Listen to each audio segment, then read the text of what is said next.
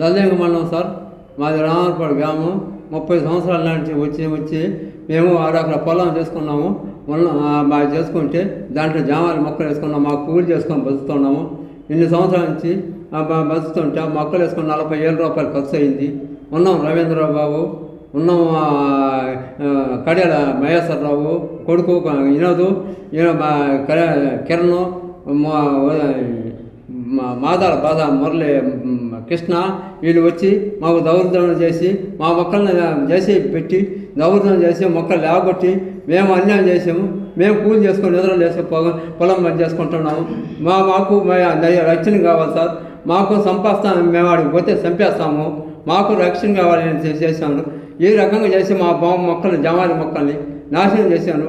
మేము 30 సంవత్సరాలు చెప్పి ఈ కూలి పొద్దున్న లేకపోతే 700 తెచ్చుకుంటున్నాం. లేకపోతే లేదు సార్. మాకు బాడిగింట్లో ఉన్నాము. బాడిగింట్లో తెచ్చుకొని తింటే పొలాలు ఉంటే కోర్టుగా స్టే తెచ్చాడు.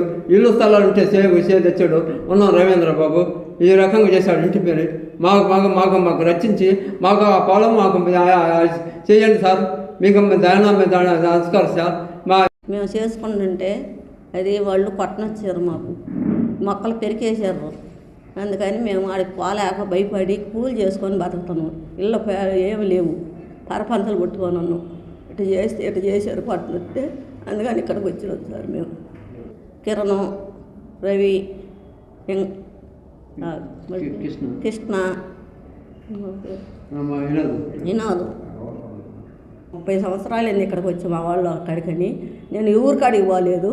ఈరోజు వాళ్ళ కాడికి పోయినందుకు ఇట్లా చేశారు. నేను మొక్కలు వేసుకున్నాను, ఇట్లా పాడు చేశారు. అందుకని మీ కాడికి ఇక్కడికి వచ్చినాను. నాకు ఏదో ఆ చేను నా పద్ధతిలో నాకు చెయ్యాలి సార్. మీరు ఎవరు వాళ్ళ కోసం అని వచ్చినందుకు ఇట్లా చేశారు సార్. నన్ను పట్టణొస్తారు వాళ్ళు. ఎవరు దిక్కులేరు నాకు కూడా. అందుకని ఇక్కడ కనిపెట్టుకొని ఉన్నాను. ఎన్నో రవి పని చేశాడు సార్. కొలవాళ్ళు ఎవరు కాదు. కృష్ణ మాదాల కృష్ణ వాళ్ళే కదా సార్. మా వాళ్ళే నన్ను పని చేశారు సార్. కడియాల మహేశ్వరరావు,